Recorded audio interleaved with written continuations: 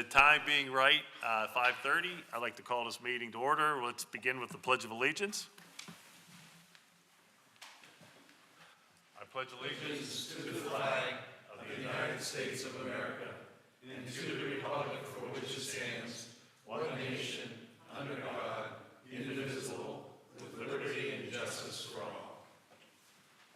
Thank you. Cheryl, want to do the roll call? Mr. Duda? Here. Mr. Capacito? Here. Mr. Olivieri? Here. Mr. Shaw? Here. Ms. Shaw? Here. Mr. Wojtek? Here. Mr. Zona? Here. Mr. Enos? Here. Ms. Huff? Here. Mr. Krueger? Here. Ms. Shea? Ms. Terry? Here. And Ms. Weber? Here.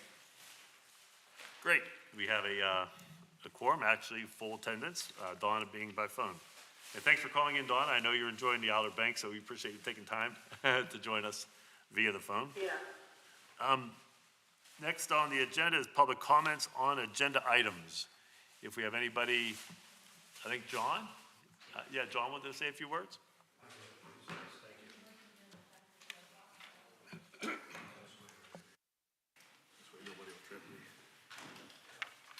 Hi, John Groh, 603 Montpelier Avenue. I just wanted to make quick comments here about a couple of the items that are on the agenda. You folks are going to be voting on something here eventually, I guess, possibly if, if you're looking at a change of government or no change at all there. Okay, I know there's many different options that you guys can go with to make a recommendation. Of course, as we know, that goes to the voters. It's not, you guys just make a recommendation, just like our planning commission does too. Hey, anyway, two things I wanted to bring up, and that is in regards, I will just come out and say I support the managerial form of government, if that is what is going to be considered and put out there as a recommendation. Something that many people do not know here in Mill Creek Township, there has been a culture, and this goes back to when I worked in the zoning and engineering department back in the late 90s. The solicitor, in many ways, calls the shots, okay? In other words, you don't make a move without consulting with a solicitor, okay? That culture, I guess, was carried from previous solicitor and now down, and we're still doing the same thing. And what ends up happening, I think, is people are afraid to make decisions because, this and that. And yes, yeah, we should be worried about making sure we're doing the right ones. But if we do a right informed decision, then we're doing the right thing there. And that's why I think if we get a good manager that knows what's going on and knows the law, knows the different ordinances and things like that, I think that'll be very, very important. The other thing too, and just as a reminder, God, I'm going to make this sound, it's going to sound like I'm making a dumb statement, I wish I usually do. The supervisors under Second Class Township Code are elected as legislators. Their roles as administrators are strictly optional. There is nothing in the law that says they have to take them. I think people need to be aware of that when you're electing a supervisor, you're actually electing somebody who sets the tax rates and, passes ordinances. That's really what it comes down to, at the minimum there. So thank you for letting me take some time here, and I appreciate the hard work you guys are doing, and I know you guys have come up with a good recommendation. You're working hard at it, so thank you. Thank you, John. Thank you, Really sir. appreciate it. Yeah. Appreciate you taking your time.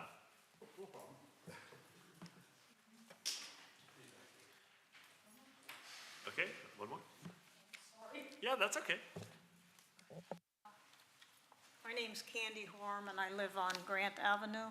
I just have one recommendation. Right now, as it stands, there is no chain of command with the supervisors. They're supposed to answer to the residents, but obviously, it seems like they don't hear us. And like, if you're in like a police department, you have patrol, you have the corporal, the sergeant, the lieutenant, you go up the ladder. So there's no ladder here, it's them. And if they're not hearing what you're saying, what do? We're not getting the results that we want to see if they're not taking into account any of our, what we're bringing up for them to listen to. And that was all I had to say. Thank you. Thank you. Cheryl, did you get her last name? Yes. Okay, just making sure we had your last name for the minutes. Thank you. Anyone else? Okay, we will move on then. Item 5 on the agenda, the approval of the minutes from the April 28th regular meeting. I know that I have reviewed them, I believe, our secretary, John, Mr. DePlasso, have you reviewed them? Does anybody have any questions or comments? Well, I guess maybe we could have a motion to approve, and then we'll ask for questions if we get a second. Moved by Bill, second by Art. Any questions or comments on the minutes? Okay, Cheryl, could we have a vote, please? Mr. Dedad? Yes. Mr. DePlacido? Yes. Mr. O'Leary? Yes. Mr. Shaw? Yes. Ms. Shaw? yes, Mr. Wojtek? Yes. Mr. Zani? Yes. Thank you. Approval of bills, we do have a couple, recording secretary and township charges, as well as work bot. I will turn it over to Jim here, our treasurer, if he has any, to review them, or Yeah, thanks, Paul. any comments? Here. I'll just mention that the recording secretary fees for the month of April were $8.96, and the copy fees, $2.64, and our webpage bill for the month was $412 and some odd cents. And so these are in line with our budget, and I move that these bills be paid. Thank you. We have a motion, Second. second by John. Any questions or comments? Mr. Dedad? Yes. Mr. DePlacido? Yes. Mr. O'Leary? Yes. Mr. Shaw? Yes. Ms. Shaw? yes, Mr. Wojtek? Yes. Mr. Zani? Yes. Thank you. Okay, item 7, committee reports. We have the budget as the first one up for report here, so I'll turn it over to Jim. Okay, so just a recap of where we are with the budget year-to-date. Prior to the approval of the bills tonight, our balance remaining was $65,419.11. So I think we're in good shape. The other thing I want to mention is that last week I gave an update, or last meeting, I gave an update on the 2 meetings that the Budget Finance Committee held. Since then, the official minutes of those meetings and the data that was discussed have been provided to the entire commission, and I have that information here, which I'm not going to speak in detail about. I will mention a lot of this later when we begin our deliberations. And I would like to move that they be entered. We'll just add them as part of the record. Okay. All right, I'll provide those to you, Cheryl. Provide them for Cheryl, okay. And that's it for my report. Okay, thank you, Jim. Up next is Mr. DePlacido with the local government structure. Yes, thank you. We had a meeting earlier this afternoon regarding a handout I sent out, or I gave everybody last week, and it just kind of went over it a little bit with the committee as far as what it represented. And all it represents is information that we already have, and we tried to make it a little more handy for somebody that in our deliberations upcoming, if they wanted to see something besides going through all the words. So that was it. We added a few A-line for Mill Creek, and I'll get that out to everybody. We just got done with the meeting, but more of the same. We all know the numbers. It was just an attempt to make it handy for somebody that may want to use it. So, and we had that this afternoon. Thank you.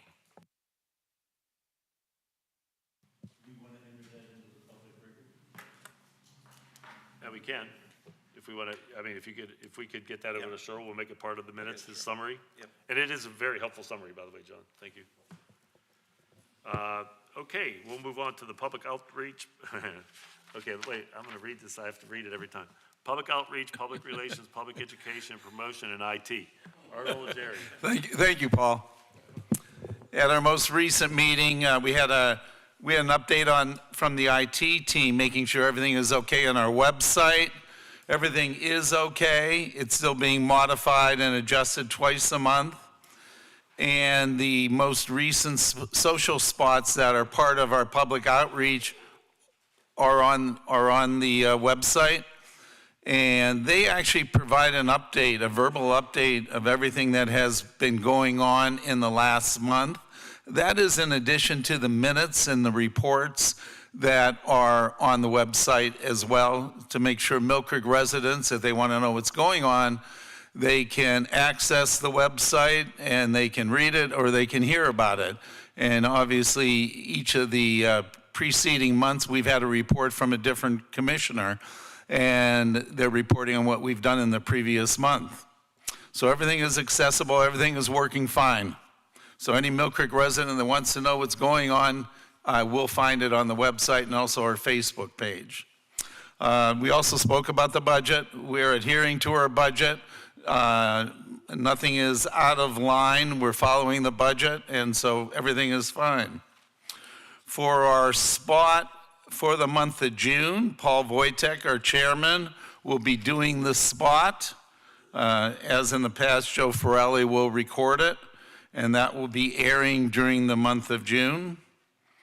In that spot, not only do we go and tell the people what we've done, but we also direct them to the website and the Facebook page.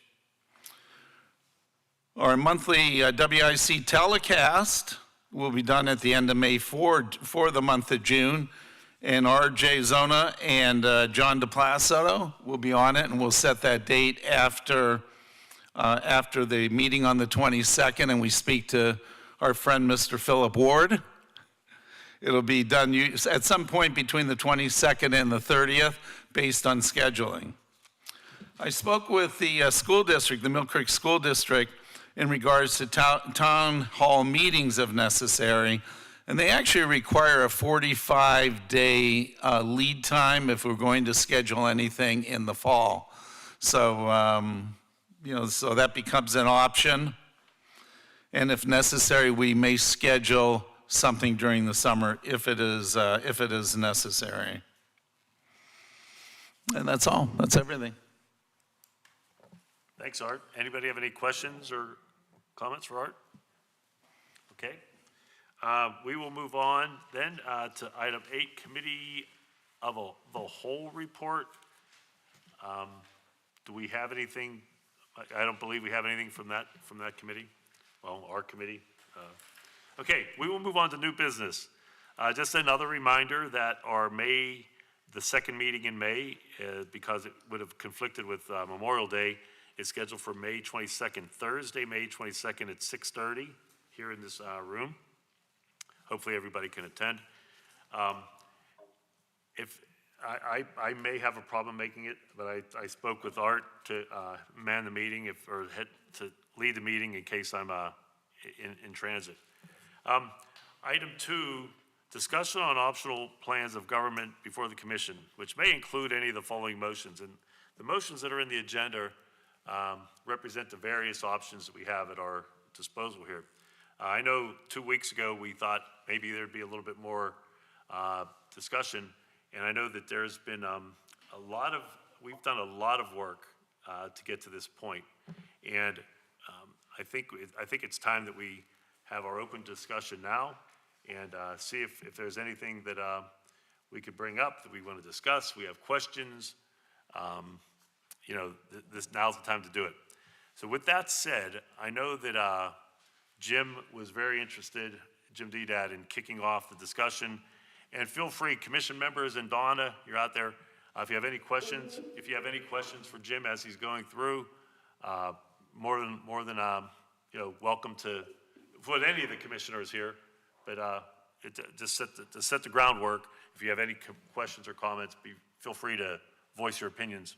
So I'll turn it over to Jim. I'm going to turn it over to Jim now, so Jim will kick it off. Thanks. Before you go, I'm going to ask everybody to give their opinions in this part of the meeting, including Donna. I'll put the microphone by the phone when it's your turn. But with that, we'll let Jim kick it off. Thanks, Paul. In the interest of time, I've written up here all my thoughts, and there's a lot of detail that there's no way I could possibly do this off the top of my head.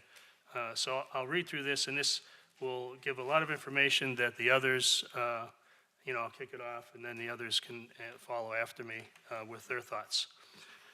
Actually, before I start, those who supported my petition to be on this commission know that I had no prior stance on what the final decision would be.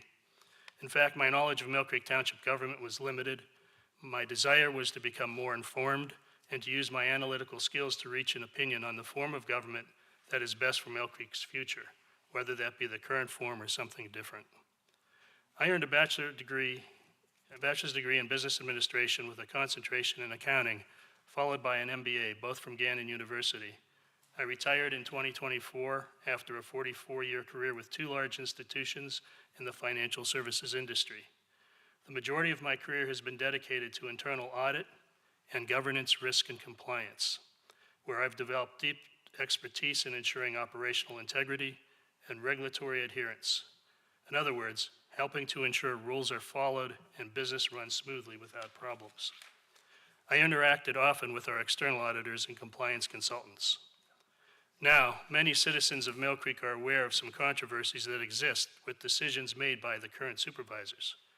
This was not our focus. There have been many Mill Creek supervisors in our history, and their decisions and actions were not always well received. The Budget and Finance Committee, of which I chair, looked at trends. Our primary data comes from figures that have been audited by a reputable independent accounting firm in the region, as well as Mill Creek Township's official budgets. Similar information was obtained from other like-sized townships in Pennsylvania. Before continuing, I'd like to get one thing out of the way. Some have wondered if a change in the form of government would cost more in salaries.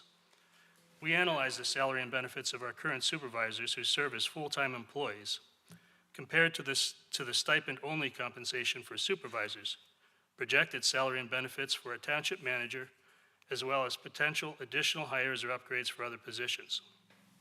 Eliminating the full-time salaries and benefits of the 3 supervisors under our current form of government provides a considerable amount of money to pay part-time supervisors, a township manager, and if needed, an assistant township manager. I'll note that the maximum compensation for part-time supervisors by law is $8,385 with no benefits. Predictions are hard to make.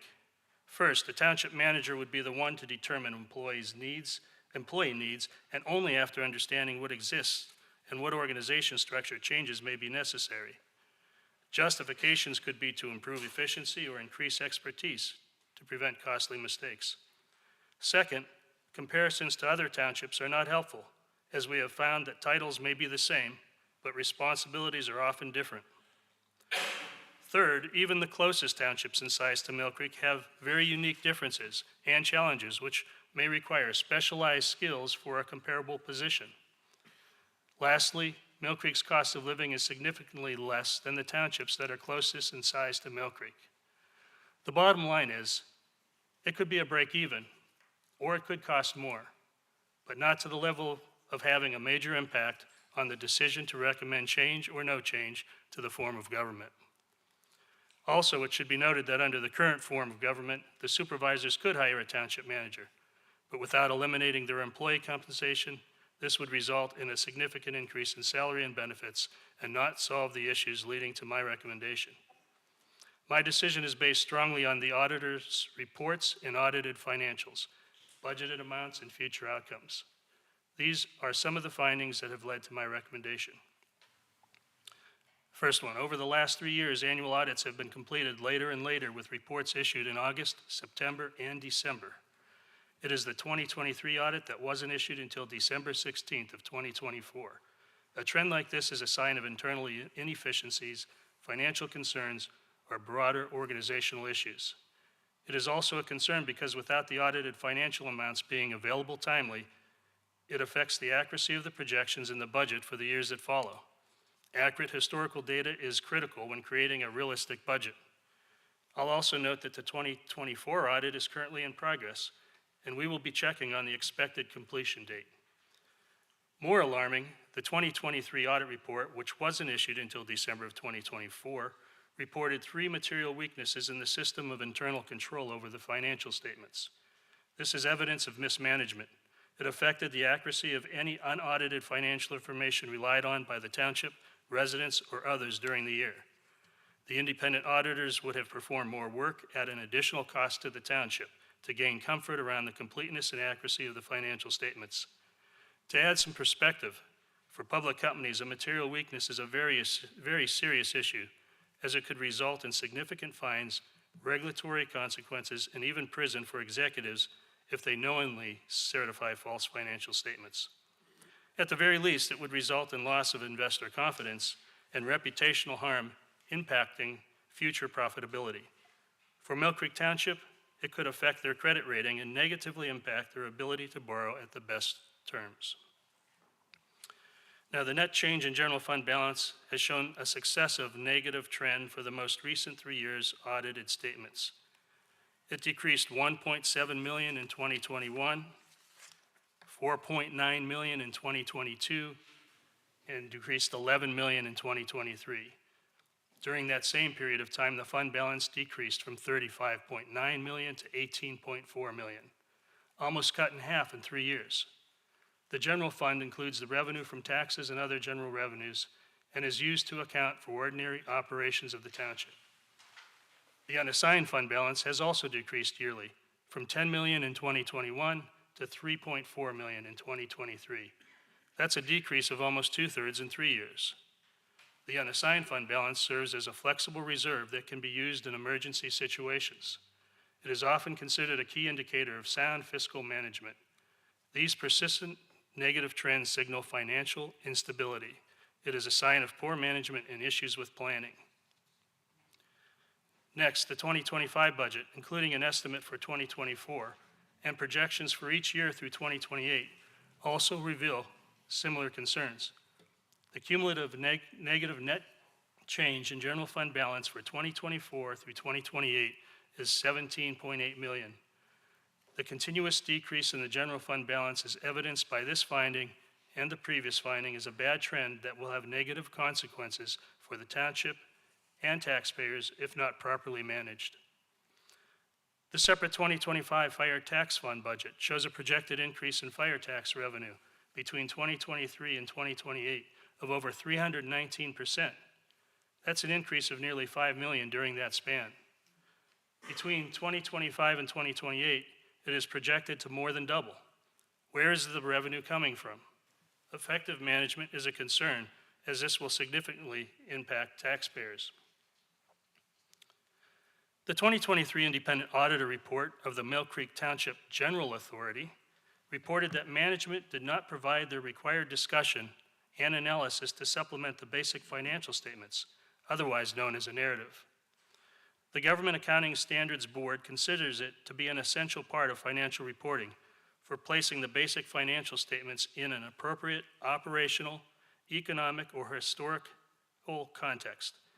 It should detail major investments, infrastructure projects, and debt management strategies. It should address financial challenges and anticipated developments.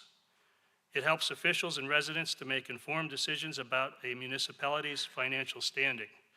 This raises concerns about management's comprehension of their responsibilities and their level of transparency.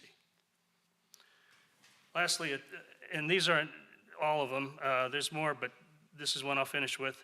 A 2023 compliance audit of the township's aggregated pension plan contained a finding that resulted in a net underpayment of state aid to the township. This was attributed to a lack of adequate internal control procedures that management is both responsible and accountable for. These financial facts point to a series of significant negative trends and management issues. Our current government structure is antiquated, and supervisors, past, present, and future, without significant municipal government experience and knowledge, are not equipped to navigate the complexities of modern municipal governance, resulting in inefficiencies, missed opportunities, and potential setbacks in community progress and development. This to the detriment of the township and its citizens. The council-manager form of government is the most popular and trending form of municipal government in the United States, according to the International City and County Management Association.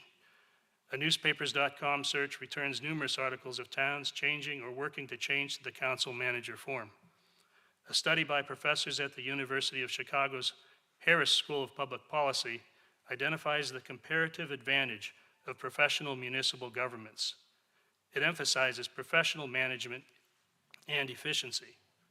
The council manager form of government separates the legislative and executive branches, providing necessary checks and balances.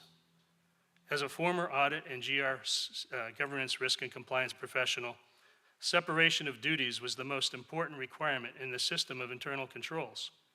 It is the practice of dividing responsibilities among different individuals to prevent fraud, errors, or conflicts of interest, ensuring no single person has control over an entire process.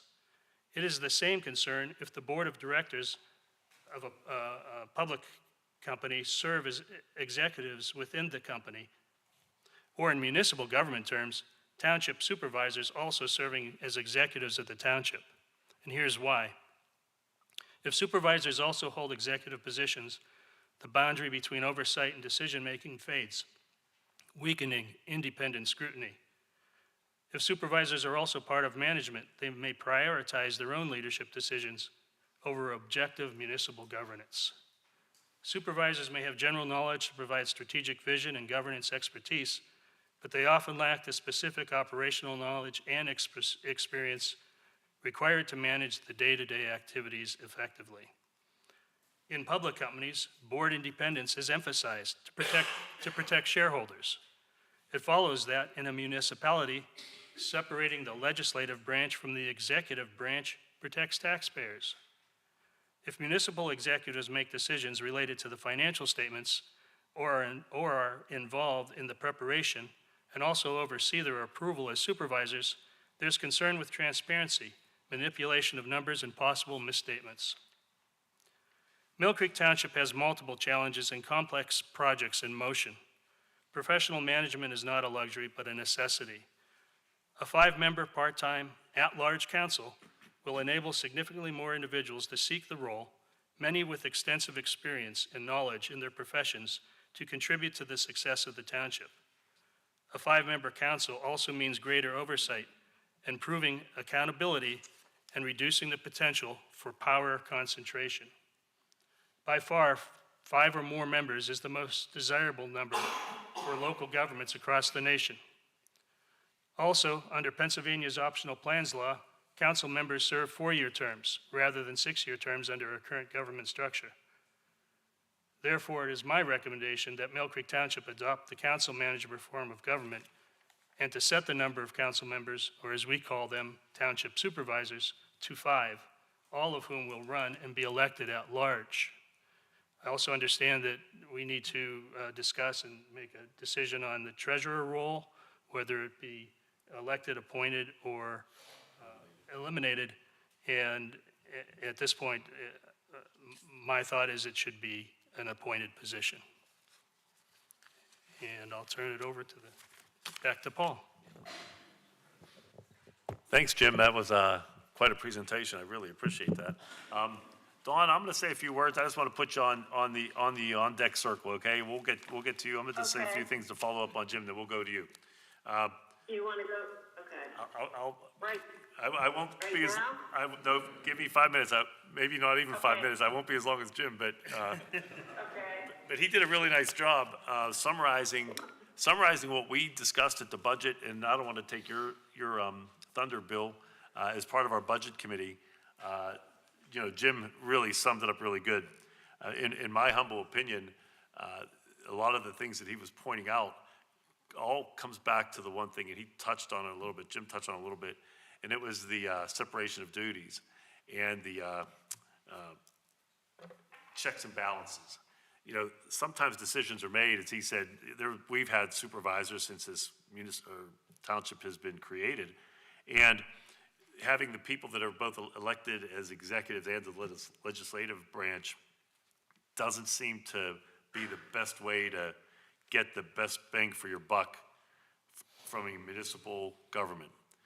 The financial data that Jim reviewed and we reviewed as a committee, along with Bill, does point to some big question marks with timings of audits and the most recent audit having some areas of concern.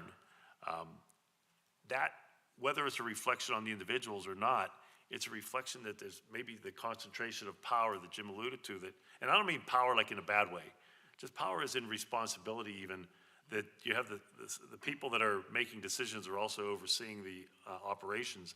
And that doesn't seem to be the best way to go, at least in my review of the interviews with the other communities, reading some of the things on my own, as Jim pointed out, the City County magazine, the manager council or supervisor, whatever council, is the most popular form of government for second-class townships, not just in Pennsylvania, but also in the United States. And it continues to grow across the country. There's more movement to get to that. And he only used this word one time, Jim, and he said a lot of stuff that in those 15 minutes. I think he had a time. He told me he had a time. 15 minutes. Complexities. The complexities of today's governance. You know, we were fortunate enough. I'm looking here at Toby.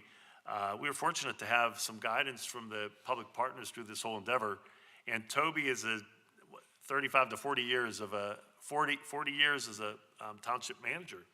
And the expertise that benefits the community when you have somebody like that on board running the show. I have some personal friends that actually have the same role down in Allegheny County. And it's night and day when you have that type of hierarchy where you have a paid professional manager and you have a council that is elected by the people, working together for the betterment of the businesses and residents of the township.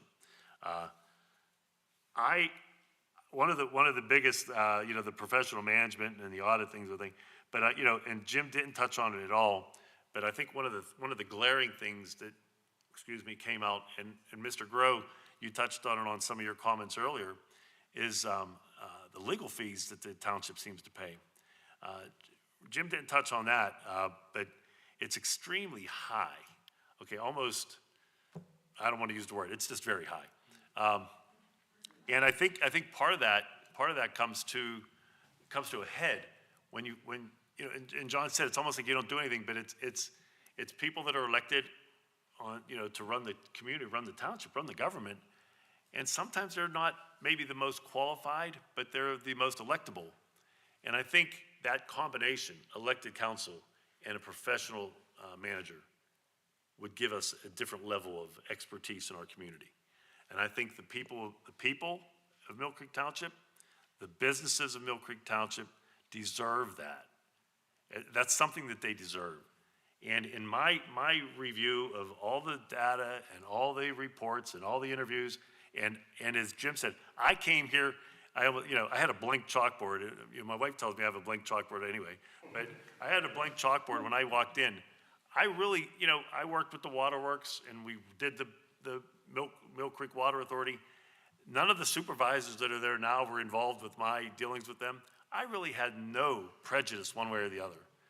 But it's so apparent to me, the benefits in a manager council form of government that kind of came through our investigation, through our evaluation of the data. It just jumped out at me. And I'm going to join Jim and say my recommendation for the rest of the commission here, if you have any questions for me, is that we would adopt that we would recommend that form of governance. I do also like, and Jim mentioned about the 5, I know that's a couple of things you could do, 3, 5, 7, and 9, I think. In our research, 5 seemed to be the most common number of council members. Jim alluded to them as council of supervisors. You could call them whatever you want, but it's a elected board by the people. And it creates a nice partnership between a professional management and elected officials, representing the people. So I join Jim, and I'll welcome any comments or questions in my support of that recommendation from the committee. I'm only one voice, but that's kind of where I stand. So, anybody have any questions for me, or any thoughts or add-ons? I know that Rohit. Okay, Donna, I'm gonna put the microphone down towards the speaker, and you're very loud, so you don't have, you don't need to shout. We hear you very well. Okay. We have you very well. Okay, great. So Great. you have the floor. Thank you. I also had typed out my decision, but I'm going to add a little bit about my experience. I've been a lifelong resident of Mill Creek Township over 68 years, plus minus 3 years when I lived in New Hampshire.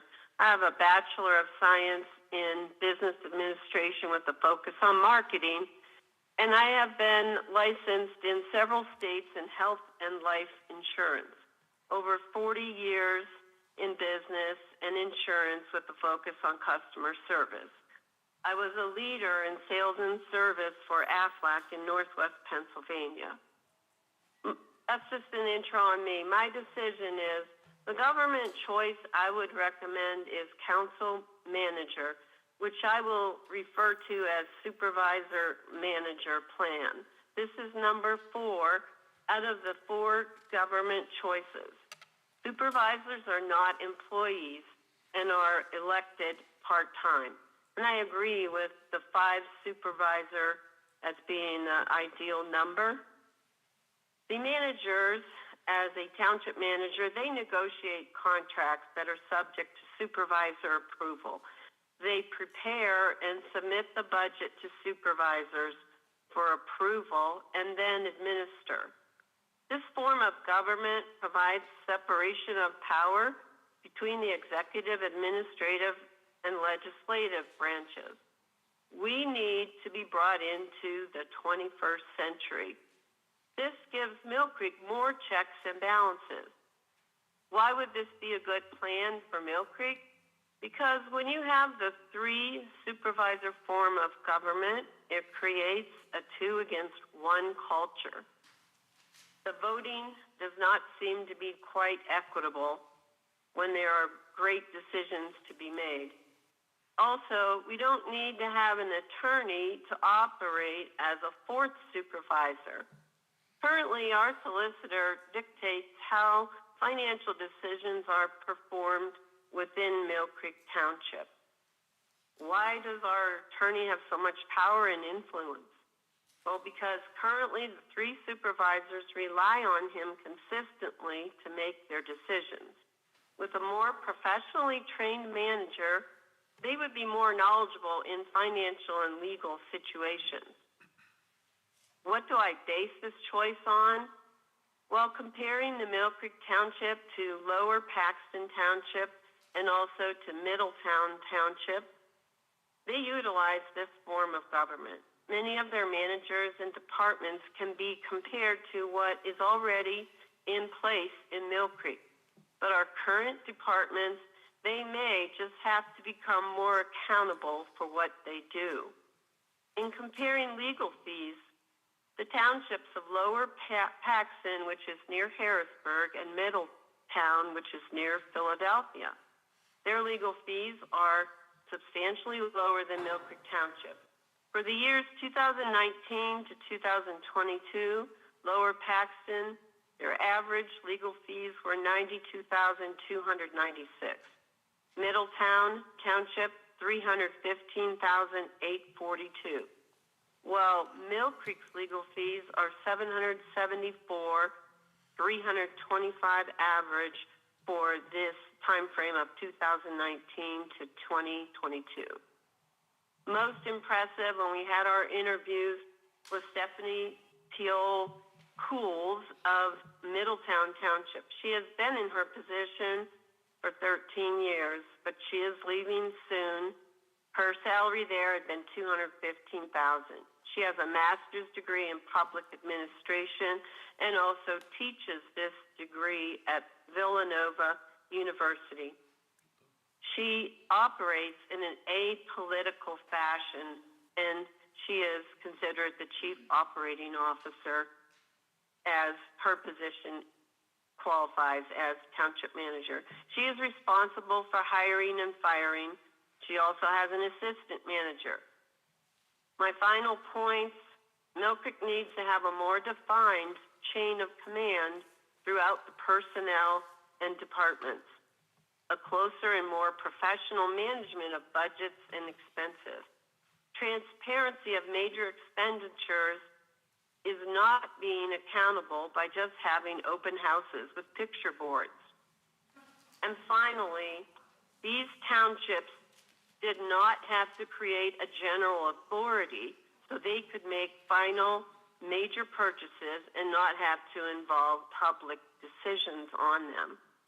So in summary, my choice is government choice of number 4, which is council or supervisors and township manager. Thank you. Any questions for me? Thank you, Donna. Anybody have any questions, commission members? Comments, thoughts? Donna, thank you very much. Very, very well written and, wait, I think Jim might have something here. Yeah, I just want to add to Donna's, when you brought up the Middletown Township Manager making, what, would you say, 215,000? 215, yeah. Right. And that's in Bucks County, right? Right, it's outside of Philadelphia. Yeah, the equivalent in Mill Creek would be 165,762. Okay, that's good clarification. Yes, very good. Thanks, Jim. Anything else, Donna, you want to add before I turn over the mic to Mr. Schaaf? No, thank you for allowing me this opportunity. Yeah, I appreciate you calling in from vacation. So we're going to turn it over to Mr. Schaaf, and then we'll just go right down the line here. John, Art, and RJ will let you please.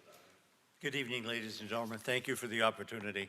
I have about 8 bullet points that tend to overlap on some of the things that have already been commented on. But the first one I put down on my list is what I'm calling the why, is transparency in terms of budgets and purchases and the separation of the powers that make them and then create them and then make them. I think there'd be a broader outlook of things that the township can and cannot do. If we have 5 individuals that are supervisors, we're likely to attract more interested people in a part-time position than in a full-time position as we have at the present time. Checks and balances is one of my big issues. If current form of government does something that the township voters do not like, who's to call them on it? I think the current system is significantly deficient in that area. It's been commented about the excessive legal expenses. I'm not sure exactly what drives that, but it's some combination of not understanding what needs to be done, not having adequate oversight of the intricacies of the government, and you can go on with lots of different reasons. We even saw that there was a concern with employee shopping from the police department to the streets department to the public works to you name it. If they didn't get one answer at one supervisor, then they could go to the next. But they have a very small number to go to. It's only 3. And so those conflicts can be significant where the supervisors are paid employees. One of the things that I've learned as we've gone through this is the system works very significantly in township manager, supervisor manager structures in 24 different townships that are overall similar to us in Pennsylvania. And trust me, no 2 are exactly the same. Be the first to tell you that. So it's kind of hard to compare directly apples and apples, but we're the only ones that do it this way. We were founded in 1803. And even though I wasn't around at that time, I'm going to guess that the township was different in those days than it is today. We have the ongoing retraining of supervisors. Every time a new one is elected, they may or may not be knowledgeable of the streets, the police department, the utilities, and it's been alluded that the changing and legal of technology and the legal environments is a significant factor in effectively running the township. And most importantly, we want to put this clearly so everybody understands it. The decision as to whether we change a form of government may be recommended by this commission, but it is up to the voters. It will be on the ballot in November. And I think that level of transparency and openness is a very, very important part of the government system that we are currently working in. Thank you. Thank you, Bill. I can talk about it right now. Any questions for Bill or comments? No. Thanks, Bill. That was, you had a number of good issues there. With that, I'll turn it over to John. Thank you, Paul. What you're going to hear has probably been said before, but I'll say it again. Mill Creek's second-class township code form of governance system has 3 municipal administrators, the supervisors, who are elected and serve a 6-year term. Each administrator serves double duty. As a supervisor, they are charged with general governance of the township and execution of the legislative, executive, and administrative power to ensure sound fiscal management and to secure the health, safety, and welfare of the township's citizens, among other duties as outlined in the second-class code. They are not compensated for their actions as a supervisor, even though it is allowed by the second-class township code. They have, however, for many years, hired themselves as employees of the township, as is their option under the second-class code. Their duties as an employee involve oversight in the various Mill Creek departments, as well as liaison to other commissions and boards. They are paid employees, and their salary is determined by elected auditors. Their duties as employees change yearly during their annual reorganization meeting, and they may change their oversight and liaison duties within various departments and committees boards. This form of governance is the only one used in the 25 most populous second-class townships in Pennsylvania.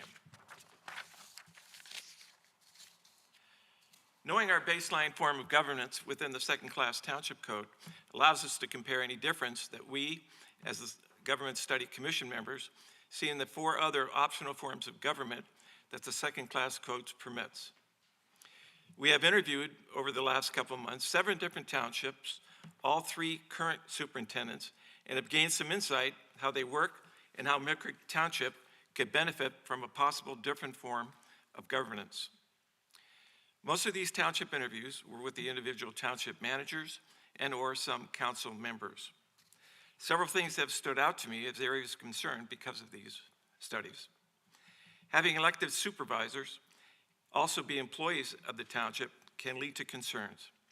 Having the elected official also have oversight responsibility to a portion, but not all, of the different departments, and possibly changing these oversights every year, in my mind, lead to consistencies in the chain of command from the employee's point of view. If one supervisor is in charge of the Department of Engineering, for example, one year and then changes to another department during the next year's reorganization meeting, I could see the employee's frustration in not having a steady, consistent leadership and one source of contact. Also, I can see cross-pollination of leadership between the supervisors and all the department heads and employees, as there is no formal boundaries and the employees could get different inputs from each supervisor, and this would lead to confusion, inefficiencies, and possibly demoralization of the employees, in my opinion. The townships interviewed also indicated this could be problematic and would be incompatible having elected supervisors or council members oversee and manage any employees. Having only 3 supervisors is also an issue in my mind. Every township we interviewed indicated that a minimum of 5 elected supervisors should be the number on the township boards. The indicated 3 board members may not be a representative number that represent the entire township, and that a majority of 2 can run the entire township. This does not sit well with anybody we talk to, and 5 supervisors can lend more different ideas and thoughts to how the township would run. Legal fees, the latest data show our legal fees as a lot higher than the other ones. And all these things that we're talking about forever, we have the data points, and they're covered under the township, the structure committee notes. My recommendation, I'm in favor of the option for council manager plan. This plan addresses my concerns based on our interviews and personal experience that I have had being a member of several township boards in the past. Typical boards have always been structured so there's a definite line between the elected officials and the employees of the entity. The elected officials gave directions and set policy that was carried out by a hired professional manager. This manager was the sole interface between the policymakers and the employees. The key point being the manager is a highly qualified individual with experience and ICMA certified that is apolitical. It also simplifies the chain of command for the employees and streamlines the ability to address issues quickly. It is the overwhelming choice of township governance of Pennsylvania's second-class townships. Note that this manager takes direction from the majority of the board members, not individual members of the board. I think that is a major consideration in keeping order within the structure. In addition, voters can elect different supervisors without making changes or creating disturbances in the operation. I'm also in favor of electing a minimum of 5 supervisors who are not employees. I believe that 3 supervisors can lead to problems with only 2 elected officials guiding the township futures. 5 supervisors would lend diversity to the overall policy decisions and provide a check and balance on major decisions. You can form your own opinions on how the township supervisors have handled recent decisions, but a 5-member board gives the opportunity for different opinions, and possibly different outcomes. And I also believe that supervisors should be elected at large. We're not talking about revising the entire structure of the various departments within the organization, but rather separating political side from the employee side, interfacing through a professional manager who reports to the Board of Supervisors. Thank you. Thank you, John. And just for the record, John was the head of our government structure. So you were the chairperson of that committee that conducted the interviews with the outside townships. You made a lot of great points there. With that, if any questions or comments for John? Anyone? No? Okay, Art, you have your own microphone down there, so I'm going to turn it over to Art. Thank you. I don't know if you need it, but First of all, I've been a Mill Creek resident for 40 years. I too have a bachelor's degree in business, concentration in management marketing, Mercyhurst then College. I was also a Mill Creek businessman for 30 plus years. And as a small business person, you learn a lot about business. As they say, any small businessman wears 12 hats because you can't afford to pay for everything that you need. So you learn to do a lot of things in-house. I also had no preconceived notion about Mill Creek government. My focus was always Erie County, and a lot of Mill Creek residents know that I run for Erie County Executive, so most of my focus was on county government, not Mill Creek government. I also know how to read a financial statement. I know how to read a P&L and a balance sheet. I know the difference. I know when there are problems that you need to do something about it. I'm not going to go over a lot of the accounting egregious errors because Jim did a marvelous job about pointing them out. I'll try not to reiterate too many of those. You know, I read, I studied, I investigated, I analyzed, discussed, and the more I investigated, the more I uncovered egregious irregularities, issues, debacles that have happened in Mill Creek Township. Not only during this administration, but in prior administrations. Yes, our leaders are accountable, but it's the weakness in our form of government that allowed these things to happen. Most of the other like-sized townships in Pennsylvania are using a different form of government. 20-plus townships are using another form of government. So we needed to find out who was right. Are we right? And all the other 20-plus townships are wrong? Or have they found a more effective way to manage tax dollars? And after an extensive study and research, I've come to the conclusion they're right. Like-sized townships are not using the form of government that Mill Creek has been using since 1800. They seem to have changed with the times. What a surprise. Also, like-sized townships aren't running the deficits, the annual deficits that we run every year. What a surprise. One of the key points is that the other townships have a separation of the legislative and the executive function, something you've heard from other members of this commission. And that's paramount. That's very, very key.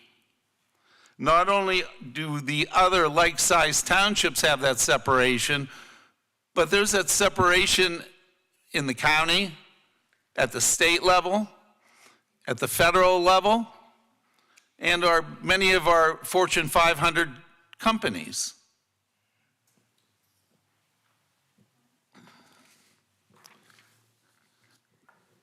The other key element is that other townships have checks and balances.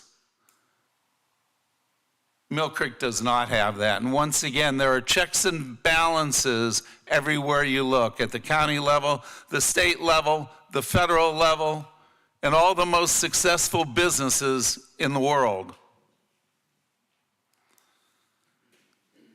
The other government forms separate politics from the administration. Our current government does not. Most full-time elected officials' prime concern is re-election. Could be a problem. Under the council-manager form of government, which most of these like-sized townships are using, you have a greater pool of individuals to sit on your council, because the Council of Supervisors is a part-time position.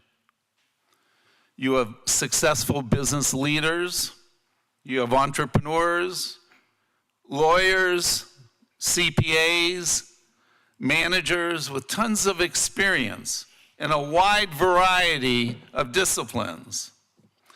They don't have to give up their day jobs, or in many cases take a cut in pay, to be a full-time township supervisor.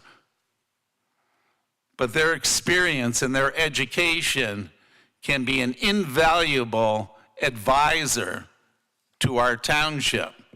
They've been there, they've done it, they're successful. And they also don't need to be re-elected. If for some reason they're not, it's not the end of the world. They still have a paycheck. Township managers that we interviewed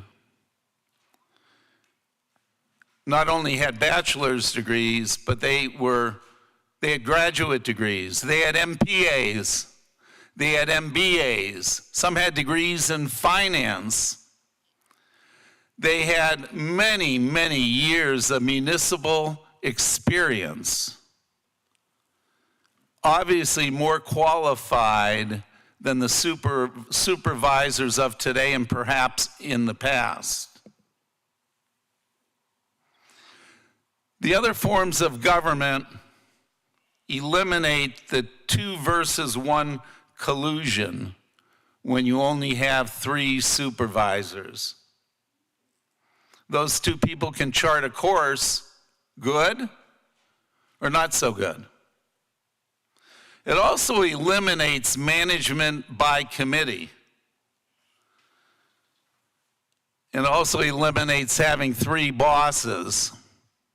It's very difficult to do in any government entity, as someone had mentioned earlier about a chain of command. It makes life easier for everybody. I am in favor of 5 supervisors, just starting with the fact that when you only have 3, it's too easy for 2 people can chart a course, and 2 people can make a bad decision because that represents the majority. When you have 5 supervisors, it would take 3 people. That's 50% better because it only takes 3 people to chart a course. 5 supervisors adds checks and balances. 5 supervisors hinders collusion. 5 supervisors makes it harder to bend rules. 5 supervisors makes it harder to make a bad decision. 5 supervisors adds 2 more perspectives, more diversity, more experience, more intelligence, more balance.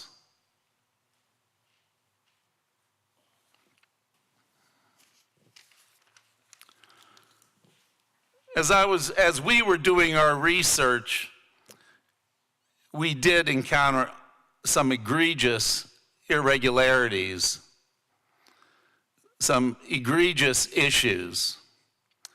And I'm not going to reiterate what Jim Dedad said. He painted a very, very, very good picture of the shape of our finances.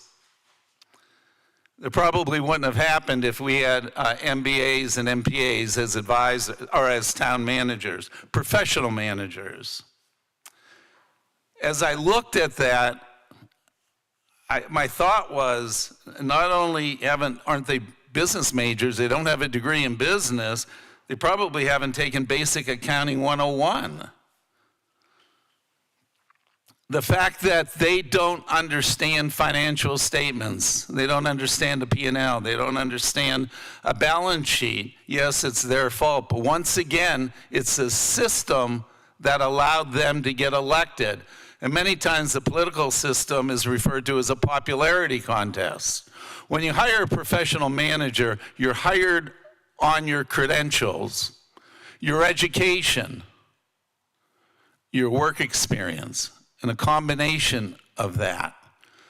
And when you have 5 supervisors that are successful in their world, you have a much greater chance of getting a better qualified professional manager. The second egregious irregularity that we encountered were the legal fees. They're just out of control. I think we spent more in January than some of the other townships spent in a year. And we're not talking about a few $1,000s. We're talking about several $100,000. And it's taxpayer money. It's my money, it's your money, it's all of our money. That has to end. And I think with a professional manager, it will. One of the interesting things we learned interviewing other townships and other township managers was the township manager that their annual fees were less than $100,000. We asked him, who negotiated your labor contracts? He says, I'm cheap. I did, and the finance director did. That's why his fees are $100,000 and ours are $800,000. Out of all the other townships and township professional managers we talked to, none of them are in the real estate business. None of them were. It's kind of scary when you're the only one that does something. None of them were in the real estate business.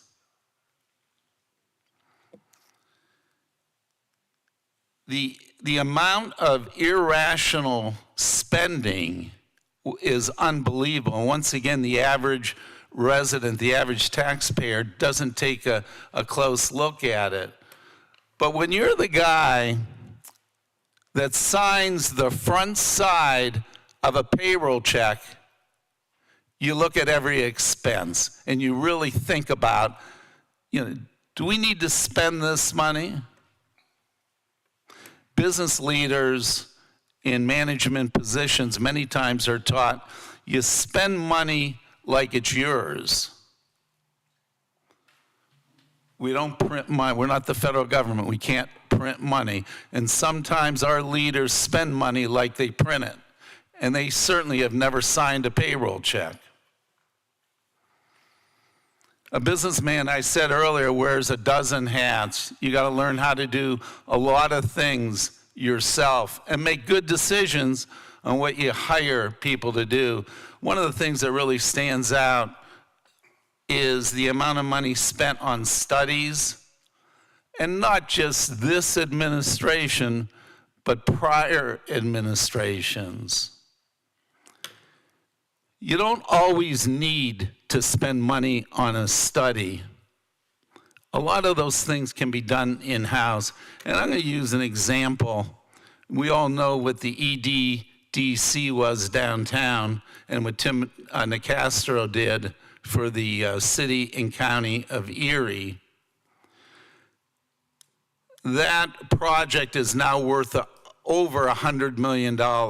And I'll be willing to bet he didn't spend $100,000 on a study or even $50,000 on a study. But I do know that he did what a lot of business people do. He went down to Cincinnati and saw what they were doing and just copied it. A lot of times, other cities, other governments are very happy to share what they do. I mean, there's no competition. Unfortunately, there are a lot of people that want to study for everything, and it is their money, it's their taxpayer money, and the average taxpayer doesn't realize that it's not always necessary. Sometimes it is. As we looked at the financials from the auditors and we reviewed those financial statements, and the thought of buying the Shrine Club is in the process of, has been a topic. You look at the financial statements, and the first thing we said is you can't afford it. Now let's add to that our inability to run a golf course. We also, in our interviews, talked to a township manager that does run a golf course. And it was very successful, it was very profitable. They made money. My thought is, if we can't run a golf course, we have to get rid of it. How can we think about running a community center with no business experience? Our experience with the golf course was not good. In light of that, I'm of the opinion, and I'm going to recommend that the manager-council form of government is the right decision for the future of Mill Creek Township. And I like the ideas, as I said before, about 5 supervisors. I like the at-large option. I like the idea of appointing a treasurer. He's hired. What's nice about hiring people, if they don't do a good job, you can get rid of them. Happens in business every day of the week. So that's my final opinion, is the council manager form of government with 5 part-time supervisors that are not employees, elected at large, and I think appointing a treasurer is the right way to go about it. Thank you. Anybody have any questions?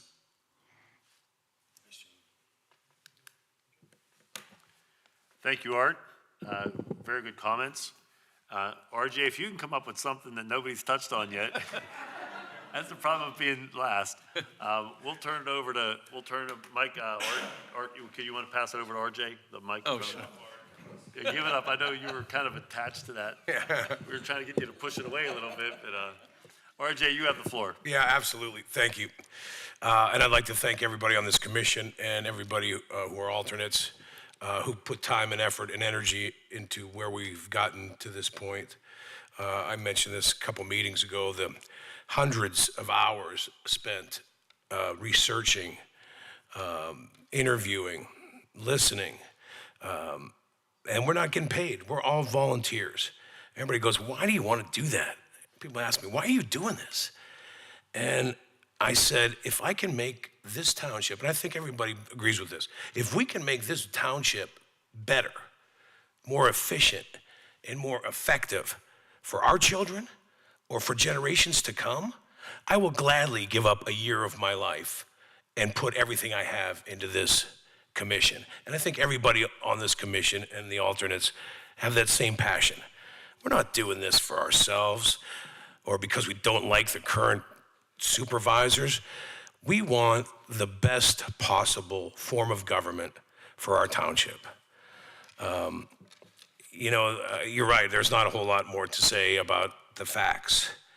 And so I just wrote a bunch of notes while you all were making your presentations, which were well done. Kudos to you. But you can have an opinion about what form of government you think is best. But you can't have an opinion on the facts. The facts are what they are, right? What the solicitors, what we've paid our solicitor over the years, that's a fact. The segregation of duties, that's a fact. You can't argue the facts, and the facts just stack up one after another, after another, after another, in favor of doing something different. Now, in my job with the Auditor General, I do nothing but visit primarily second-class townships. And there's nothing wrong with this form of government. Nothing wrong. It works very well in typically less populated rural areas where the roadmaster supervisor form actually is the roadmaster, actually works on the roads with the road crew, actually plows the snow in the winter. And the secretary treasurer at all of these townships or municipalities is typically the one in charge. They know the rules, they know the regulations, they know what has to be sunshine law in the meetings and what they have to do to bid certain products. And the board members come in, 3 supervisors, and the secretary treasurer puts everything in front of them with supporting documentation, and they vote. They set policy. They create ordinances and resolutions. Well, the secretary treasurer does all the work. They run government. It's very similar to what I think everybody here has proposed. So the facts stack up, and in all this, I've been looking for analogies to better understand why one of these is better than the other. You've got your segregation of duties and your checks and balances and your separation of powers, and I came up with a couple analogies. One was, I used to be an avid reader of the newspaper every single day. That's how I got my news. Whether it was the local paper or the USA Today, that's what I did. I loved having the newspaper in my hands. But it's not very efficient or effective way of getting news today because it's already a day old. I need to go online. I need to go on my phone. I need to go on my computer. I need to get alerts that are telling me as it happens what's happening in the world. So though I love the paper and reading is fantastic, it's the one thing you should do, especially to our youth, it's not a good way to get news anymore. It's ineffective, it's inefficient. There's nothing wrong with a 3 supervisors form of government. It's just not right for Mill Creek. Now, the other thing I thought of, and there's nothing wrong with, I'm sure every one of our supervisors' heart is in the right place. They ran for office because they wanted to help.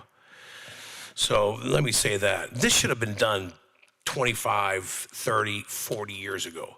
And it should have been done voluntarily by the powers that be, much like the ones that were all done in the last 50 years across the state, and why it's the #1 form of government. They realized the inefficiencies and the ineffectiveness of the 3 supervisor Roadmaster format. And they voluntarily decided to switch. There was no fight, there was no study commission, there was everybody going, yeah, you're right, and everybody pulling the boat in the same way, because they wanted a better community. You know, and the analogy I came up with this is, you know, you want to remodel your house, and so you got to hire a contractor. Now you could hire somebody who has done something else their whole career and all of a sudden wants to be a contractor, or you could hire a contractor who's been in business for 25 years and has recommendations and has done nothing but superb work. Which one are you going to hire? You're not going to hire the one who just started and says, I want to be a contractor now, but my expertise is in these fields. You're going to hire somebody whose expertise is in that field. You want great government? Hire somebody who's trained, educated, and experienced in running government. That's who I want running my government. So much like you all, I can see no other reason, no other vote, but then the council manager with the number being 5 and an appointed treasurer. And that's my opinion. Kudos, RJ. You did find a few extra things that can't come up with. That was very good. I appreciate it. The analogies and things like that. Before we, you know, we're at that point of this meeting. You know, we had some resolutions prepared in case we were ready to make a recommendation. I wasn't 100% sure what we were going to hear tonight. But I'm hearing 7 people would you say pushing the boat in the same direction? Pulling it, pushing it, whatever. Yeah, the rowing. And we've all come to the same conclusion after months of evaluation analysis. So what I'm going to do, I'm going to call for a motion to, let's see, it would be form number 4. And I'm going to read the motion, but then I'm going to have somebody make it. It says, I move that the Government Study Commission recommend, and it's number 4, council, parentheses, Board of Supervisors / manager plan. Who would like to make that motion? Moved. Second. Moved by Mr. Schaaf, seconded by Mr. Olajerry. Is there any questions on that we're going to move forward with this? Everybody comfortable with that? Donna, you good with that? Yes, thank you. Okay, Cheryl? Yes. Yes. Mr. Olajerry? Yes. Mr. Shaw? Yes. Ms. Shaw? Yes. Mr. Wojtek? Yes. Mr. Zahn? Yes. Thank you. And I think a few of the commission members touched on it. If we do recommend that form of government, we do have to recommend, according to, you know, to state law, I believe, right? Michael, we have to recommend a number of supervisors. 5 seemed to be the number, and I want to commend the people that did the interviews. Who was on the team? Raise your hand. Okay, so we had interviews conducted, very helpful. Jim, with his information on the financials, really helped kind of drive things to where we're at this point.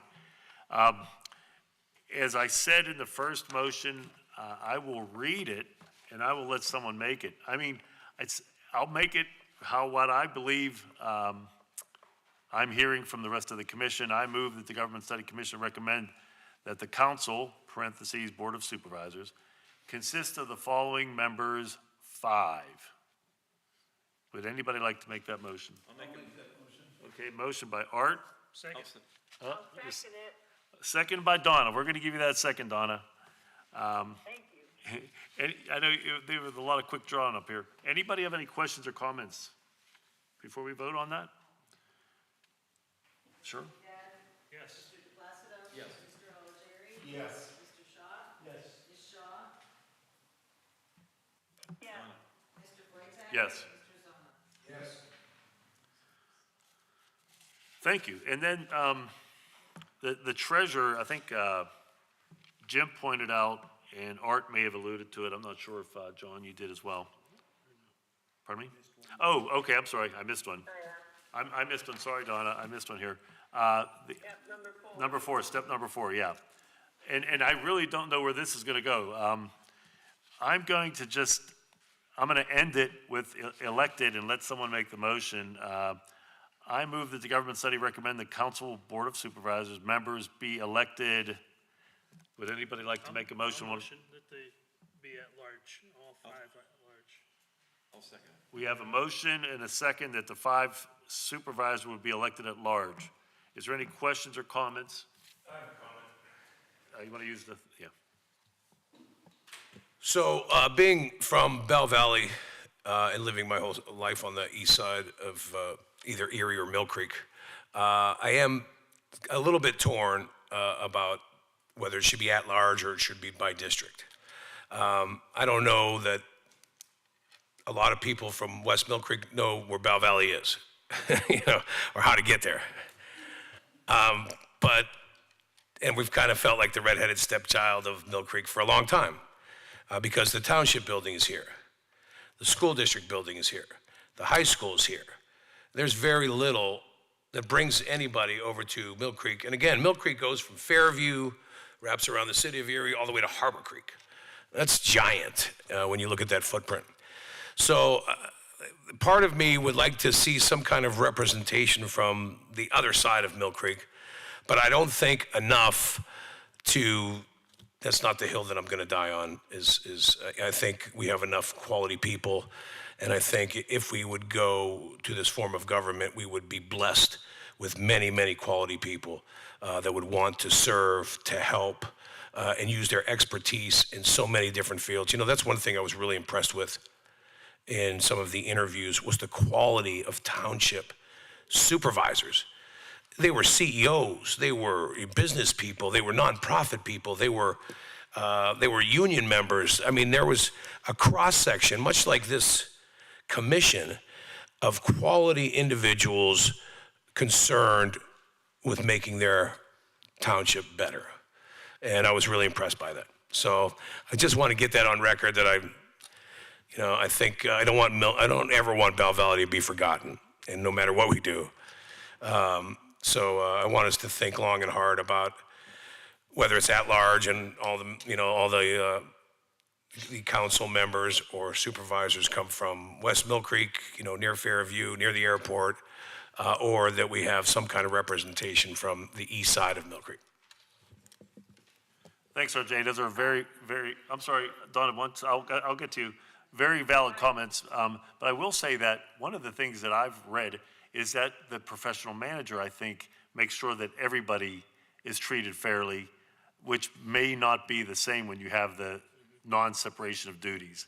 And maybe to put your mind at ease a little bit, at least that I've seen in the interviews and the reviewing, I wasn't on the interviews, but reviewing the notes, that's kind of the feeling I got, is that when you have that professional manager, Bell Valley's just as important as Mill Fair, and I think hopefully, whichever way this goes with the voters, that will come to fruition. Donna, you had a comment? Yes, I would like to know more about how the combination of ward and at large would work. How would that work? That's the third choice. Yeah. At large, by district, or combination of ward/large. Yeah, well, I will, that's a good question. I see our consultants, they're huddling on that question. We will turn it over to them. There's a delay in that microphone. I found that out before hardly every time. Okay, with regard to the selection of a combination of governing body members being elected, what you would do is the commission would decide, well, if you want a combination, how many at large and how many by district? And my sense is that if this is approved by the voters, that you would have it would be a change in the current form of government, how elected officials are selected, how they're chosen. So my sense is that all members of the existing governing body, their terms would end at the effective date of the optional plan, should it be approved by the voters, if that's the wishes of the commission, that is the question that be placed on the ballot. So to repeat, you decide one at large, 4 by district, 2 at large, 3 by district.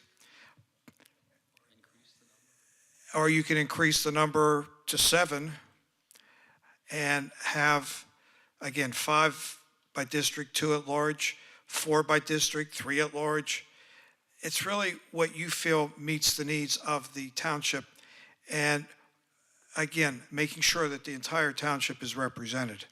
Again, at large has a macro view. By district or by ward has a micro view just within that respective area. And sometimes the governing body can clash over macro and micro perspectives. So you have to negotiate.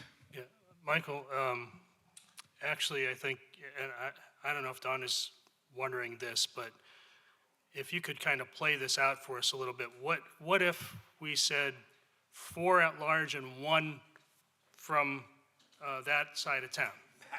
Now, what if we said that and all 5 need to be elected at the same time, let's say? You're saying 4 at large and 1 by district. Go, I'm sorry. Well, The yeah, 1 by opposite? district, 4 at large and 1 by district. Okay, now, who votes, who gets the vote? First of all, what if nobody, I don't think you can have 4 at large and 1 district. okay, so say 2. That, It's you 3 have and to 2. have at least 2. Okay, so it's 3 and 2. My Challenges my is- point is this, when you divide up a district, it has to be relative, equal, proportional population. There's a whole process for that. And that's like an apportionment committee. Well, that's complicated in itself. But once that's all ironed out, what if nobody's running from that district? Does that vacant Then then? the Become governing vacant? body, when they take office in January, will appoint someone to fill that vacancy until the next municipal election that would serve for the balance of that term of office. So Now, it's be appointed mindful that rather- if an optional plan is adopted by the voters, if that's the direction you're going to go, all council members, all governing body members serve a 4-year term. That's universal under home rule or optional plans. But appoint somebody from that district? they'd have to appoint someone from that district that qualifies, lived there at least a year, a registered voter, and remains a resident of that district. Yeah, for I their think entire- when you go to the district and at large, the entire township has to be represented by districts. And then you have a couple at large, like, Exactly. 1/3, 1/3, That's 1/3, correct. 1/2 and 1/2. Just like- You said you can't just say Bell Valley, it has to be, Let me just use a quick analogy. A quick analogy is Allegheny County Council, 13 districts, 2 at large. But the entire county is covered by the districts, and then you have Correct. 2. And then from the you've got entire- 2 macro Yeah. elected officials, 1 Democrat, 1 Republican, but that's how the charter set it up. They're a charter, they're not an optional Right, plan. right. They have how many members? 15 total, Yeah. 2 at large, 13 districts. Are alternates allowed to talk or not, or are we allowed to talk? Sure. Yes. Yeah, you want to come up to the mic, Sue, please?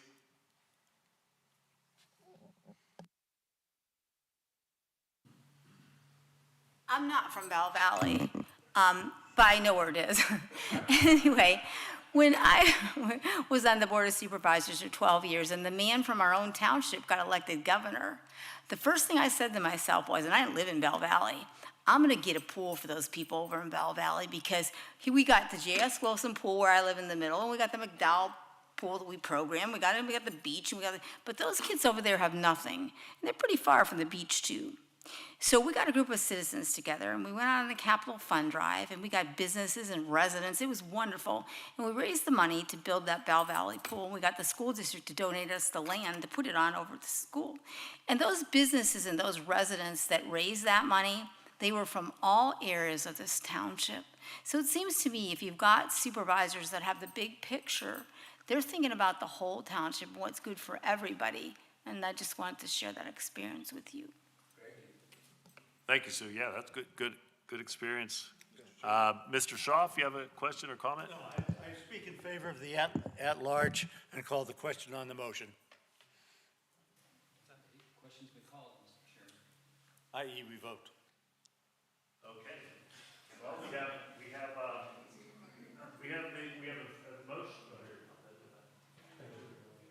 We have a motion and a second to be at large 5 council of supervisors. Cheryl, would you like to take the vote?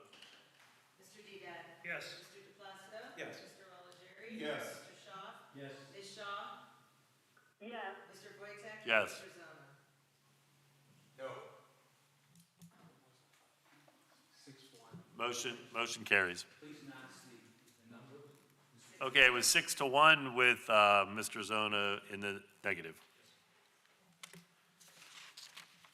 I think that completes. Okay, I had to go back. Okay, the treasurer. Thank you. Thank you, everyone. The only one not reading the agenda. Yeah, and there was some talk about the treasurer being elected, appointed, or eliminated. I agree with Jim, but we could let that up for the vote. His recommendation from the finance perspective was to have it appointed. I agree with Art that said that, you know, if they don't do a good job, you get rid of them. It's not an elected official. I will read the motion. I'll let someone make it. I move that the position of treasurer be. I would like to make the move that they be appointed. Okay, the motion to be appointed made by Donna. I second. Second by Art. Any questions or comments? So I got a question, and it's for our public partners. If we say appointed, it's the township manager who makes the appointment with the agreement from council, or the supervisors, right? Yes, that would be determined at a later date.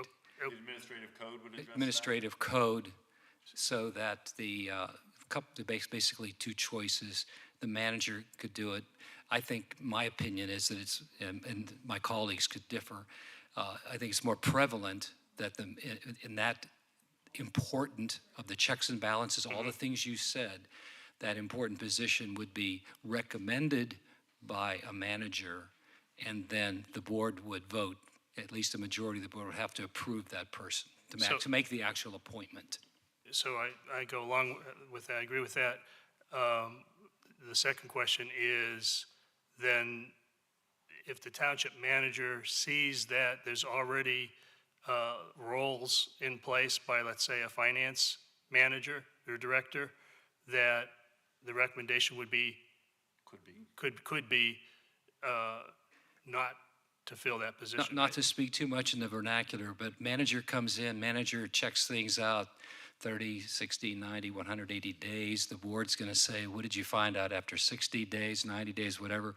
They might say, I got everybody on this team already that's a keeper. Or I might have somebody that I'm going to be telling you is going to have to, I'm going to have to replace. That's the manager's job. My question, use the mic, please. My question is, in your experience, being that this form of government, optional form of government, is the most popular, what's your experience with treasurer? Appointed more than elected? It varies. My own experience for the most of my career was in McCandless. It was a home rule charter, so it was very clear that the treasurer's position, I was actually named the treasurer's manager, and we quickly determined under the administrative code that there be a segregation of duties, and that would be something. But I think it's kind of all over the lot, and this is a fellow that all over the lot. Based on my experience working with not only home rule municipalities, but optional plan of government municipalities, is that the treasurer is appointed based upon merit or qualifications. And within that capacity, that individual could synonymously or semantically also be called a finance officer, because those are the types of duties and responsibilities that they would be handling as a fiduciary of the municipality. Just for additional information, the Lower Paxton, which is one of the townships that we were using as a comparison, their assistant township manager is also the finance director. And that was what ultimately came to, in my place, McCandless. But I have a network of people, and I totally agree that's what Michael has just said is very common. Okay, great. Probably that's great. Any, Jerry, anything? Yeah. Yeah, under the statute, you have to have a named treasurer, but the finance director or the manager could also be named treasurer and then delegate those duties perhaps downstream. But in your future work or the township's future work, as I've already said, that I think it's better to have those two positions separated. I didn't want to be the treasurer when I was named manager. To make sure there's somebody else that's the finance director that I keep my eye on. Very good. Any other comments or questions? Anyone? If not, Cheryl. Had a motion by Donna, seconded by Art, for an Appointed treasurer. Mhm. Mr. Didak? Yes. Mr. DePlacido? Yes. Mr. O'Leary? Yes. Mr. Shaw? Yes. Ms. Shaw? Yes. Mr. Boytek? Yes. Mr. Zona? Yes. Thank you. I guess that, am I done? Not yet. We're not done with the meeting. We're done with that portion of the meeting. Great. Again, just reiterating and thanking everybody for their hard work. I think we have a consensus. Now we have motions, we have resolutions. Thank you to the alternates. Thank you to the public partners to get us to this point. There's a lot of work to be done ahead of us, as RJ said, and I'll echo that. I didn't know what I was getting into, but you're right. We're not doing this for any personal gain. We're doing this for the betterment of our community and our township. And as I said, and every one of us, I've gotten to know, I didn't know any of you guys. I knew Bill was my neighbor, but I didn't know anybody else. Sue, I knew Sue, maybe that was it. I didn't know anybody else. I got to know how hard everybody was willing to work and be dedicated to this effort. And I just want to applaud you on the record for the efforts you put to this point. Now I'm asking you to take it to the next step. Now that we've had our say, now it's time to take it to the voters. And, educate the voters. I don't want to say sway the voters, we want to educate the voters. I think there's enough evidence that once we present it to the voters, they'll see it like we did, if we do a good enough job. One of the people was Art, maybe said that everybody was willing to lend a hand when you interviewed him. I think it was Art or maybe John. Yeah, that they're willing to share. They're happy to share. And I think that's our role now. We have to share what we've found, what we've discovered, and we take it to the voters. I think our outreach committee's done a good job. I got a couple of schedules here that I have to do a promo and this and that. But before we moved on to the other business, I just wanted to thank everybody for their efforts. Everybody. Cheryl, and thank you for your getting us to this point too. Very, very instrumental in getting us to this point. Anybody have any? I don't want to open it up for everybody. We'll leave it at that if that's okay. Okay, we'll move on. Under other business. Okay, we'll move on. Other business. Thank you. In terms of where the study commission is now with regard to their recommendations, my next step is to continue drafting the final report. And I would like to make a brief presentation, May 22, narrating the content of the final report that I will share with the commission as well as my colleagues and the alternates with regard to review and comment. Ideally and ultimately and practically, the commission will need to vote to adopt the final report before it goes to the county election office at least 60 days before the November election so that they can review, comment on it, get it ready to be placed as a ballot question November 4th or 5th later this year. So this is a step, this is what you've just done is a big step in allowing me and us to put content into the final report. And again, May 22, brief presentation on what the content is required in a final report.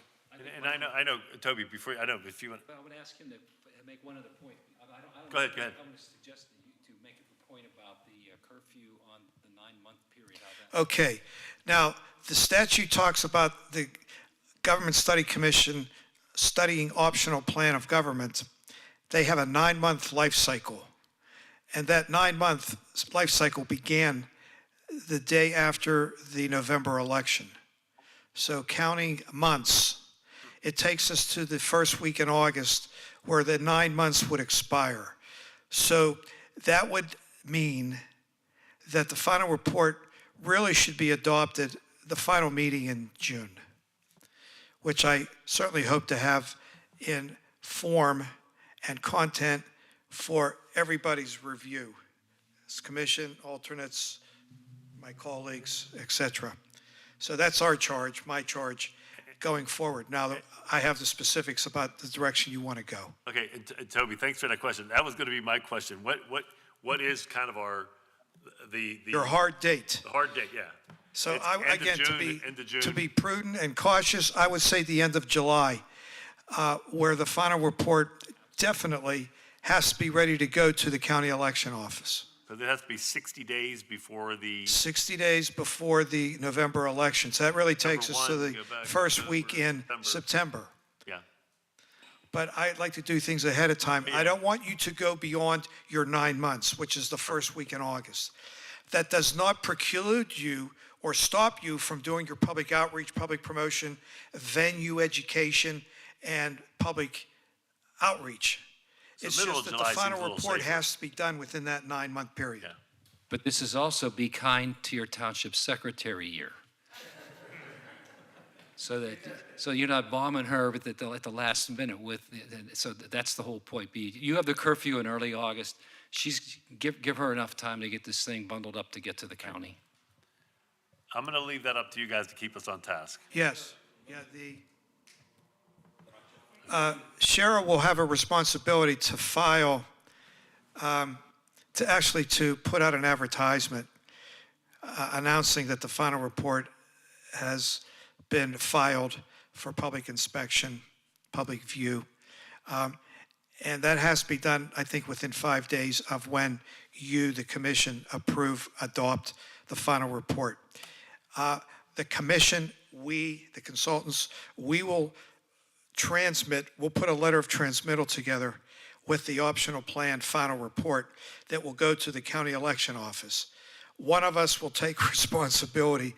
When I say one of us, it could be public partners or the chair or who the chair designates to literally and physically file the final report with the county election office and to get a receipt for it.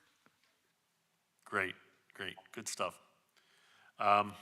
Any other business? If not, we'll move on to public comments. Oh, I'm sorry, before we hit public comments, Jerry, hold on one second. Sorry. You couldn't get up fast enough. As we go forward and things happen, just for everybody's gratification here, is everything, if the voters approve this, what we're doing, is everything dictated by code as to the next events? There's no opinions or anything like that. Everything that's going to happen as far as, superintendent staying on, different things. Sorry. Don't try to trick us at this point, John, please. Sorry. Yeah, you know what I mean. That's all defined, just so we all know that there's no swaying in that. It is what it's going to be, and it's written down, and if it happens, it will happen in order correctly. Yes, but Michael may want to comment on the transition committee. One element of the final report deals specifically with a recommendation for a transitional procedural body be created by the Board of Supervisors, assuming that the referendum ballot question is approved. If it is approved, then the Board of Supervisors are the party to appoint a transition committee to work with, let me rephrase, to oversee the drafting of the administrative code and any other transitional issues that come to bear during 2026, which is the transitional year before the optional plan goes into effect first Monday in January 2027, assuming it is approved in November. Refresh my memory. What's the time frame that the Board of Supervisors Use the mic, Toby, please. I'm asking Michael to refresh my memory that, what's the time frame to commence the, have the transition committee appointed? Once the referendum's approved, if it is by the voters, then I believe the transition committee needs to be formed. I think, and I have to double check this, but I believe it's within 10 days of the certification of the election. But I'll double check that.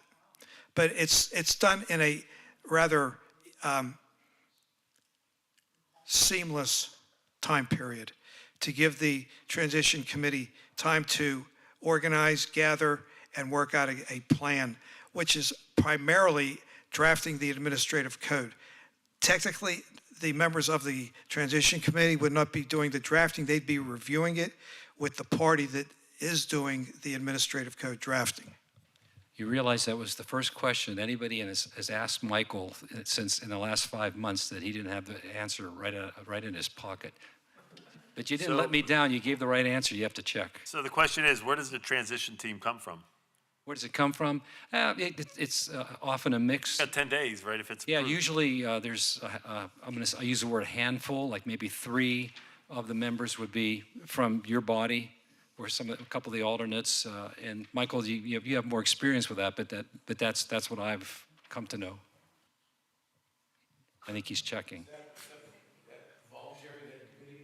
They're volunteers. I don't know how. Of course, you get to do it again if you want, RJ.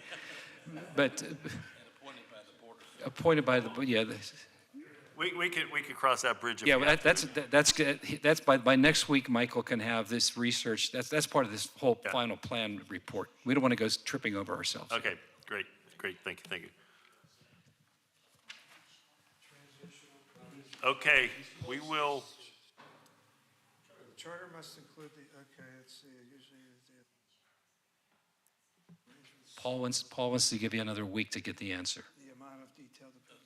yeah, we'll come back to that, Michael, at the next meeting.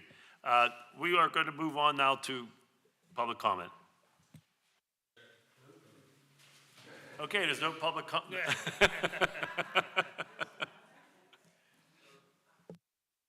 don't have a lot of negative things to say.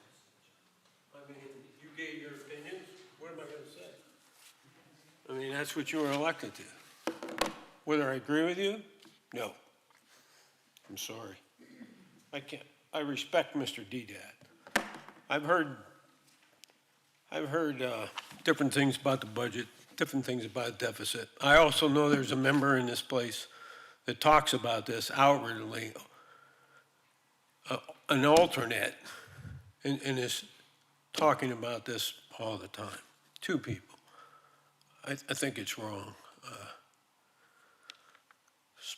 I've done, let's face it, I've done stupid things. You know, I'm not perfect either. Don't forget, I like the little laughter.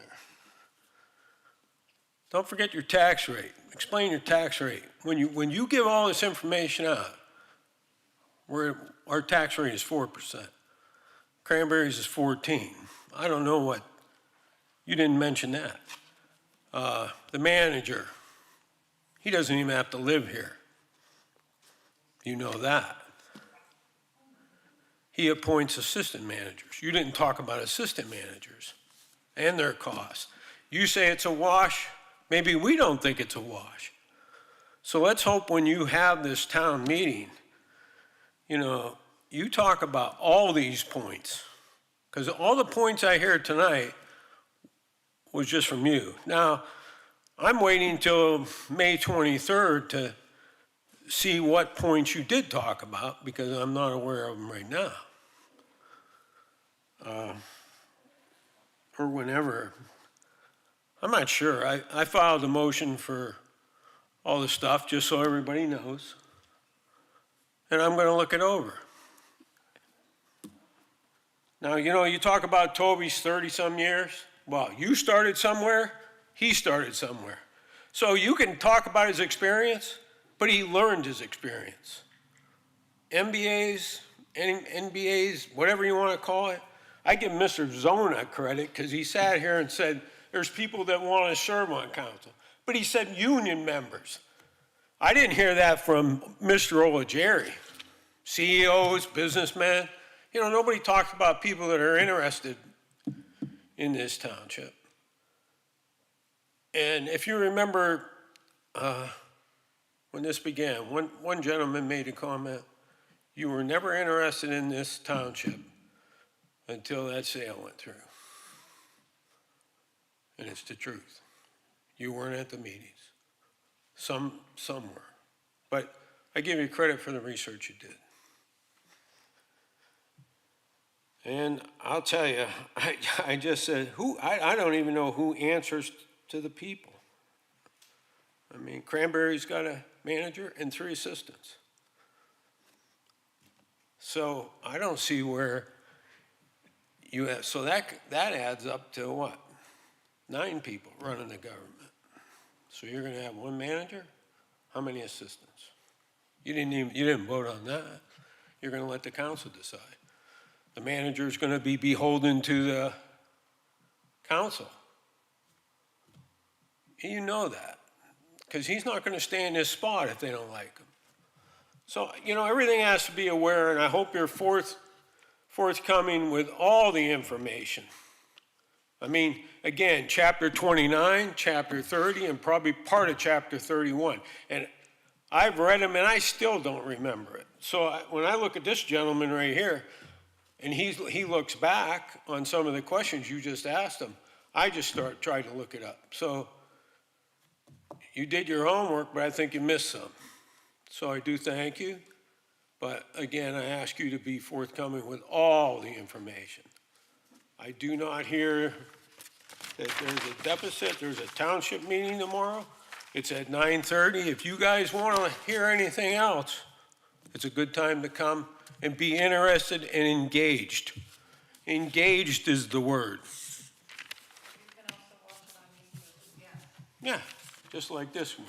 Thank you. Thank you. Anyone else for public comment at this time? Okay.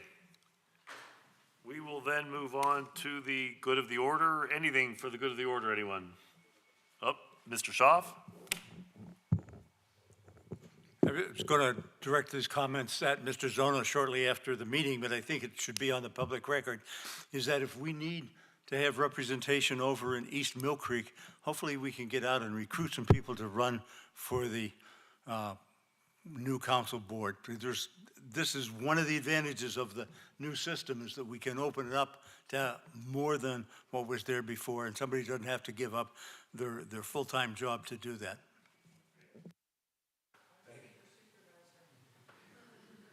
Very, very good point, Bill. Very good point. And they could get multiple from the same. Yeah, we better be careful of everybody from the east side. What is that called? Bell Valley over there. Anything else? Oh, sorry, Donna, go ahead. Valley. I'm from Bell Valley, and I agree with a lot that RJ said. We hardly ever have police over there. We do need more attention. Okay, sounds good, Donna. Is there any other comments or questions for the good of the order? If not, can we have a motion for adjournment? Moved by Bill. Second by Art. I'm going to do a voice vote. All in favor? Aye. Aye. Motion carries. Thank you. Thanks, Donna. Go enjoy the Outer Banks.